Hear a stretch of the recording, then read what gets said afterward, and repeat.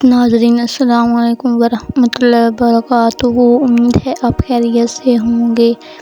آج میں آپ کے ساتھ آئی ہوں ایک نیا قصہ لے کر۔ قصہ اللہ کے نبی صالح علیہ السلام کا۔ اہل سمود کا مذہب۔ سمود اپنے بت پرست بشروں کی طرح بت پرست تھے۔ وہ اللہ واحد کے علاوہ بہت سے معبود ان باطل کے پرستار اور شرک میں مبتلا تھے۔ اس لیے ان کی اصلاح اور حق کے لیے انہی کے قبیلے میں سے صالح علیہ السلام کو ناصح، پیغمبر اور رسول بنا کر بھیجا گیا تاکہ وہ ان کو راہ راست پر لا کر ان کو اللہ کی نعمتیں یاد دلائیں جن سے صبح و شام وہ محفوظ ہوتے رہتے ہیں، اور ان پر واضح کریں کہ کائنات کی ہر چیز اللہ کی توحید اور یکتائی پر شاہد ہے، اور یقین دلائیں اور مقصد براہین کے ساتھ ان کی گمراہی کو ظاہر کریں اور بتائیں کہ پرستش و عبادت کے لائق اللہ کی ذات کے علاوہ دوسرا کوئی نہیں۔ سمود نام ہے ایک شخص کا جو چوتھی پشت میں حضرت نوح علیہ السلام سے ملتا ہے۔ سو اس شخص کی اولاد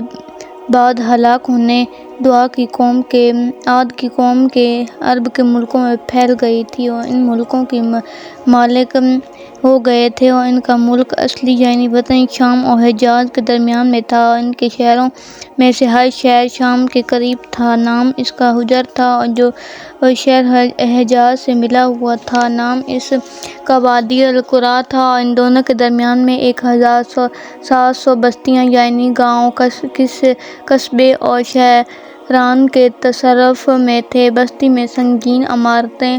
بنائی تھیں، کھیتی کرتے تھے، کنواں اور تالاب کھودتے تھے، لیکن زمین میں پانی کم تھا اور پتھر کے سبب سے کنواں اور تالاب دشواری سے کھودا جاتا تھا۔ ان کا اکثر مال عمارت کے بنانے، باغوں کے لگانے، پتھر تراش کرنے، مکان بنانے، کنویں اور تالاب پہاڑوں کے اندر کھودوانے میں خرچ ہوتا تھا، یہاں تک کہ بڑے بڑے سنگ تراش کارگر پہاڑوں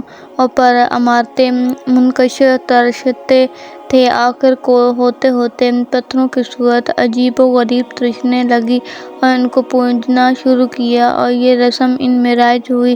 یہاں تک کہ بالکل بت پرستی ان میں پھیل گئی اور اللہ تعالیٰ سے بالکل غافل اور بے خبر ہو گئے۔ تب اللہ تعالیٰ نے صالح علیہ السلام کو بن عیب کو جو صورت اور شکل میں سب سے بہترین تھے اور حسب نسب میں بھی سب سے اعلیٰ اور خوب تر اور لڑکپن سے نیک بختی اور صلاحیتوں کی نشانیاں ان میں پائی جاتی تھیں، رسالت کا مرتبہ عنایت فرما کر وحی نازل فرمائی اور حکم الہی ان کو ہوا کہ اپنی قوم کو سمجھایا کر بت کی عبادت سے باز رکھو اور منع کرو، اللہ پاک کی طرف سے سمجھاؤ کہ یہ سب نعمتیں جو تم کو حاصل ہیں اللہ تعالیٰ کی عنایت کی ہوئی ہیں، ان نعمتوں کا شکر ادا کرو اور ان نعمتوں کو غیر اللہ کی طرف منسوب نہ کرو اور سرکشی اور تکبر کو چھوڑ دو۔ حضرت صالح علیہ السلام نے بموجب حکم الہی کے تبلیغ احکام اور دعوت اسلام اپنی قوم کو کرنا شروع کی، اور قوم نے انکار پر اصرار کیا اور حضرت صالح علیہ السلام سے معاوضہ طلب کیا۔ آپ نے فرمایا کہ اگر میں جب تمہاری خواہش کے معجزے تم کو دکھاؤں اور پھر تم نے میرا کہنا نہ مانا، ایمان نہ لائے تو تم سب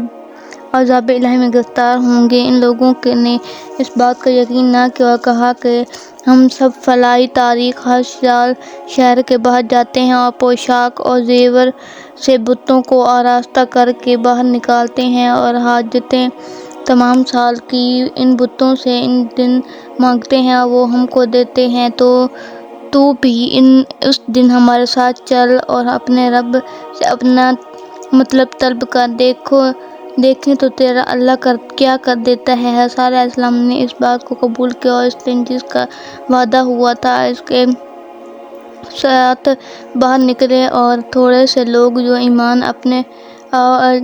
آپ پر لائے تھے وہ بھی ان کے ساتھ ہوئے، اور جب عیدگاہ کو پہنچے دیکھا تو بتوں کو نہایت زیب و زینت سے آراستہ کر کے اپنے سامنے تختیوں پر بٹھایا ہے، اور نہایت ادب سے پوری قوم ان کے سامنے کھڑی ہوئی نعمتیں مانگ رہی ہے۔ حضرت صالح علیہ السلام نے فرمایا کہ تم اپنے بتوں سے کوئی انوکھی چیز مانگو تاکہ ہم بھی دیکھیں کہ تمہارے بت کیسی قدرت رکھتے ہیں۔ ان لوگوں نے کہا کہ اچھا۔ پھر ان بتوں سے ایک انوکھی چیز مانگنا شروع کی نالو فریاد اور آرزو چالوسی حد سے زیادہ کی، لیکن سوائے مشقت بے فائدے کے کچھ بھی حاصل نہ ہوا۔ آخر عاجز ہو کر بیٹھے رہے۔ تب حضرت صالح علیہ السلام نے فرمایا کہ اب جو تم کہو میں اپنے اس مالک الملک اور قادر علی الطلاق اللہ پاک کے سامنے ہاتھ پھیلا کر مانگوں، اور اس کی قدرت کو بھی دیکھو کہ کیسے اپنے بندے خاص کی فریاد رسی کو پہنچتا ہے اور جو مانگو سو دیتا ہے۔ جندہ بن عمرو جو ان کے سردار میں بڑا سردار تھا، دوسروں سے کہا کہ ان سے ایسی چیز طلب کرنی چاہیے کہ عقل کے نزدیک محال ہو، تاکہ ان سے لائی نہ جائے اور ہمارے بتوں کی بھی عزت و آبرو باقی رہ جائے، ورنہ ہم خفیفے اور ذلیل ہو جائیں گے۔ سب نے کہا کہ تم ہمارے سردار ہیں اور عقل و دانائی میں سب سے زیادہ ہوشیار، تو کوئی ایسی چیز تجویز کر کے کہہ کہ یہ عاجز ہو جائے اور لا نہ سکے۔ تب جندہ نے حضرت صالح علیہ السلام سے کہا کہ اس پہاڑ کے پشتے سے کہ عیدگاہ کے سامنے ہے، اور اس پشتے کو ان کے عرف میں قصیبہ کہتے ہیں، ایک اونٹنی ہمارے واسطے نکال کر اس کی پیشانی سیاہ ہو اور سارا بدن اس کا سفید اور بال اس کے بڑے ہوں، نرم اور اس کے 10 مہینوں کا حمل بھی ہو، اور ڈیل اس کا بہت بڑا ہو کہ ہم سب اس کو ایک ٹیلے کے برابر معلوم ہو، اور اس پتھر سے نکلنے کے بعد ہمارے سامنے بچے جنیں، اور وہ بچے بھی اس کی مانند ہوں شکل اور رنگ، اور ڈیل میں اس پتھر سے نکالوں تو تم ایمان لاؤ گے اور تعالیٰ کے دین اور حکم کے فرمانبردار بنو گے۔ سب نے اقرار کیا کہ اگر یہ امر ظہور میں آؤ گا تو ہم سب ایمان لائیں گے۔ حضرت صالح علیہ السلام نے اس بات پر عہد و پیمان کیا اور قبول و اقرار ان سے مضبوط لیا۔ پھر ان لوگوں کو جو ان پر ایمان لائے تھے اپنے ساتھ لے کر اس کے پتھر نزدیک تشریف لے گئے اور 2 رکعت نماز ادا کی اور تعالیٰ کے حضور دعا میں مشغول ہوئے، اور ان مسلمانوں کو کہا کہ تم سب میرے پیچھے کھڑے ہو کر آمین کہو۔ اس قوم سمود کے سردار مائع فوج اور لشکر گردان کو گھیر کے کھڑے ہو گئے اور تماشا دیکھنے لگے کہ کیا ہوتا ہے کہ یک اللہ تعالیٰ کی قدرت سے اس پہاڑ کے پشتے سے جانور کے چلانے کی آواز آنے لگی، جس طرح جانور جننے کے وقت آواز کرتا ہے، یہاں تک کہ وہ پشتہ پھٹا اور ایک اونٹنی جیسے اس نے طلب کی تھی ویسی ہی نکلی، جنگل میں چرنے لگی، اور بعد ایک ساتھ اس کے درزو شروع ہوا اور اس نے ایک بچہ جنا اپنے برابر قد و قامت میں اور صورت و شکل میں۔ اس ماجرے